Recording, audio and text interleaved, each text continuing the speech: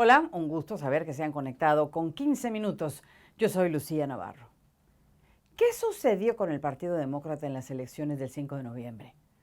¿Por qué, si la campaña de Kamala Harris estaba tan segura del triunfo, al final no lograron ni siquiera ganar el voto popular? ¿Harris era una candidata débil o desde un principio su campaña estaba condenada al fracaso? Vamos a hablarlo con el analista político internacional Eric Fajardo, quien nos acompaña desde la ciudad de Washington. ¿Cómo estás, Eric? Un gusto poderte saludar. Hola Lucía, es siempre un placer acompañarte. Gracias, Eric. ¿Qué le pasó a los demócratas en estas elecciones de noviembre?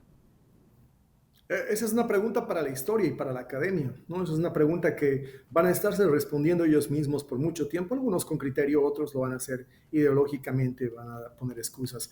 El tema de fondo es que no dieron la talla. Creo que la respuesta corta es que Kamala Harris fue una candidata de el retraso enorme de Joe Biden en tomar una decisión y dejarle el paso a alguien más a sabiendas de que él no iba a poder aguantar ni el ritmo de la campaña ni estar en capacidad de jugar al ritmo mental de Trump, impactaron definitivamente en cualquier posibilidad de haber tenido, por ejemplo, un Gavin Newsom o algún otro más lúcido y más ágil candidato. Kamala trató de llenar los zapatos de una candidatura que le quedó enorme porque el desafío de enfrentar a Trump sin duda requería de un perfil mucho más maduro, mucho más formado y sobre todo un perfil mucho más hábil para conectar con las audiencias, tres aspectos en los que Kamala Harris prácticamente se aplazó y se aplazaron los demócratas.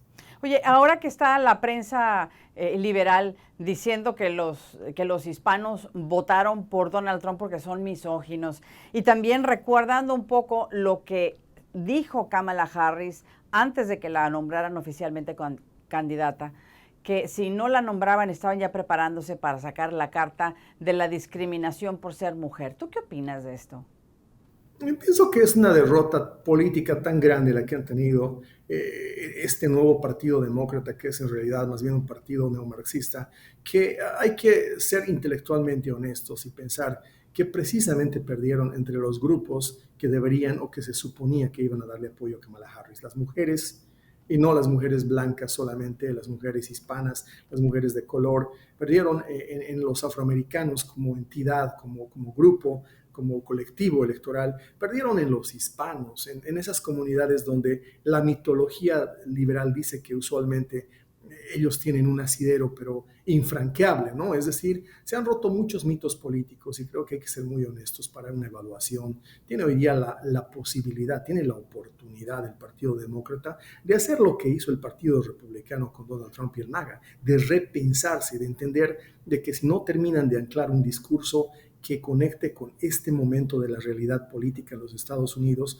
con estos nuevos electores, con la nueva cultura que han traído los nuevos americanos, como nosotros los hispanos, cuya importancia ha sido determinante en esta elección, no solo demográficamente, sino a partir de nuestros valores, entonces el Partido Demócrata no va a volver a anclar en unos 10 o 15 años más en la posibilidad de contender seriamente con quien sea el candidato del Partido Republicano.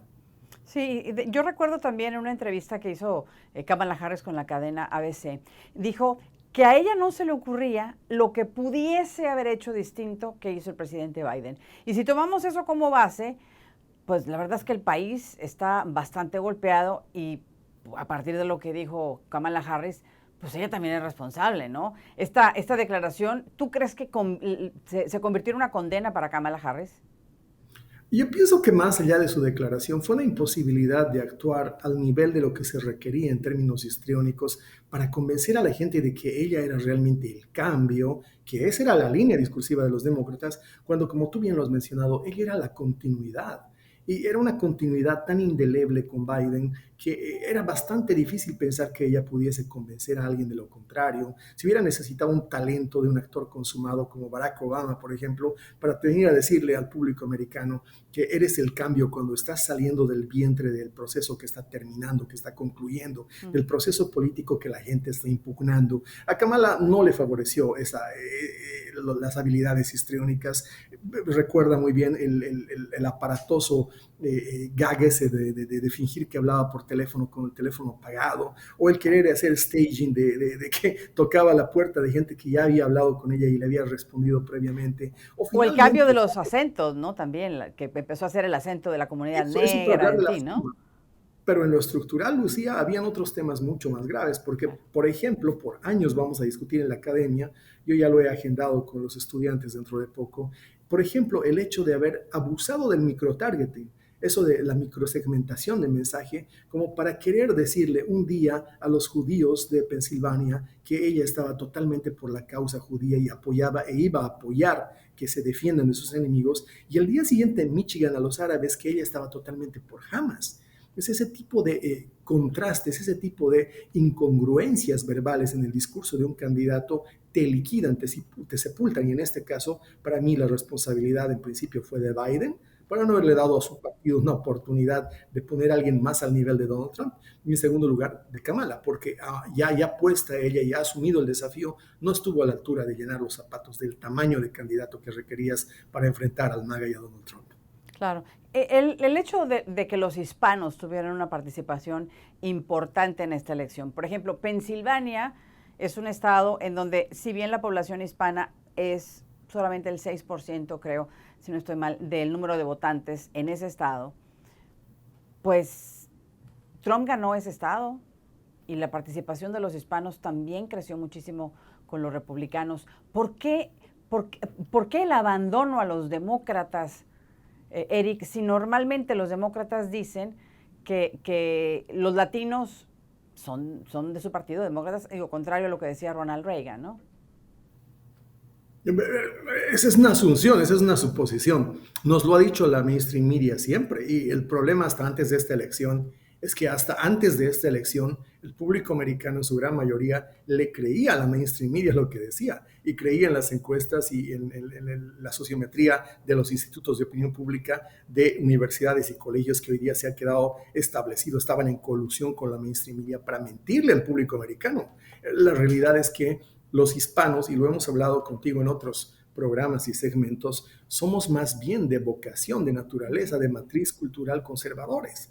Somos pro vida, somos pro familia. Tenemos una fuerte raigambre religiosa. Decía América TV el día de la elección en Miami, la estaba escuchando, que 2 de 3 hispanos eran o católicos o evangélicos, pero definitivamente 2 de 3 eran altamente religiosos.